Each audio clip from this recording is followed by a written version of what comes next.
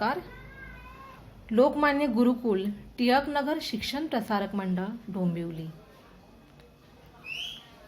7वीं कक्षा हिंदी विषय में सौ वैशाली प्रशांत कदम. द्वितीय घटक चाशनी. आज हम जानेंगे व्याकरण अव्यय के भेद. अव्यय के भेद के बारे में हम जानकारी प्राप्त करने वाले हैं आज. बच्चों, आज हम देखेंगे व्याकरण अव्यय के भेद. अव्यय के भेद 4 है. पहला है क्रिया विशेषण अव्यय, दूसरा है संबंध बोधक अव्यय, इसे संबंध सूचक अव्यय भी कहते हैं. तीसरा भेद है समुच्चय बोधक अव्यय और चौथा है विस्मयादि बोधक अव्यय. यह अव्यय के 4 भेद हैं. अभी हम जानेंगे पहला अव्यय क्रिया विशेषण अव्यय, उसकी व्याख्या देखेंगे. जो शब्द क्रिया की विशेषता बतलाते हैं, अर्थात जहाँ वाक्य में हमें पता चलता है कि क्रिया कैसे, कब और कहाँ हो रही है, वहाँ पर वह शब्द क्रिया विशेषण अव्यय कहलाता है. उदाहरण 1, युवक ने धीरे से उत्तर दिया. अभी धीरे से यह जो शब्द है यह वाक्य की रीति को बताता है. जैसे युवक ने किस तरह से उत्तर दिया था, धीरे से उत्तर दिया. दूसरा उदाहरण है कहो कहाँ चले. कहो शब्द स्थान के बारे में बताता है. कहो कहाँ चले मतलब कहाँ जाना है. तो यह था उदाहरण क्रिया विशेषण अव्यय का. अभी दूसरा उदाहरण हम जानेंगे संबंधबोधक अव्यय. इससे पहले क्रिया विशेषण अव्यय के हम उदाहरण देखेंगे. उदाहरण है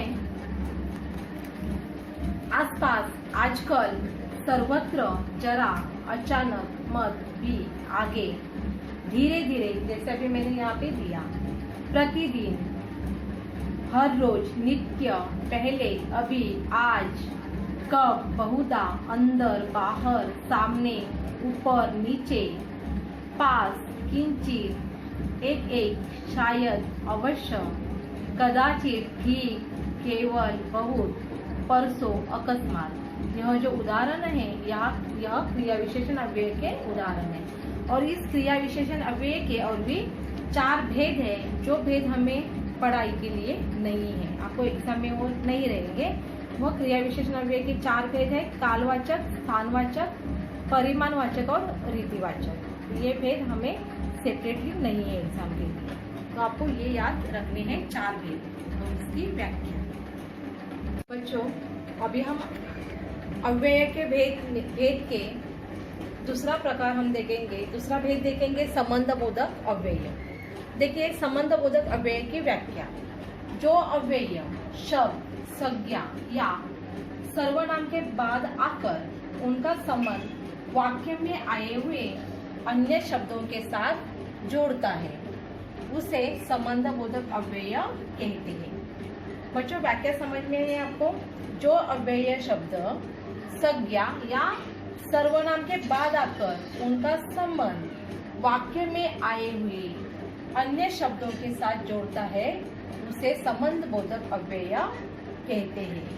इन वाक्यों में अक्सर संबंध बोधक अव्यय के पहले देखिए क्या आता है. का, के, की, रा, रे, री, ये कारक आते हैं.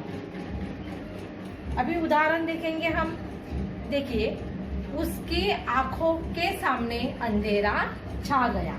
बच्चों, अगर हमने यहाँ पर उसकी आंखों के सामने के नहीं डाला, उसकी आंखों सामने अंधेरा छा गया, तो यह वाक्य हमें अधूरा सा लगता है. तो इसीलिए देखिए, उसकी आंखों के सामने अंधेरा छा गया, तो ये हो गया संबंध बोधक अव्यय. मतलब ये के की वजह से वाक्यों का संबंध शब्दों का जुड़ा हुआ है. देखिए, जहाज कलकत्ता की तरफ बढ़ने लगा. अभी हमने वाक्य में की नहीं डाला है, समझो की नहीं डाला है. जहाज कलकत्ता तरफ बढ़ने लगा, तो इसका इस वाक्य का कोई अर्थ ही नहीं है। तो इसीलिए हमें यहाँ पर के डालना जरूरी है वाक्य में। तो जहाज कलकत्ता की तरफ बढ़ने लगा, मतलब इसे हम क्या कहेंगे, संबंध बोधक अव्यय। और संबंध बोधक अव्यय को हम संबंध सूचक अव्यय भी कहते हैं। अभी संबंध बोधक अव्यय के बहुत सारे उदाहरण हैं।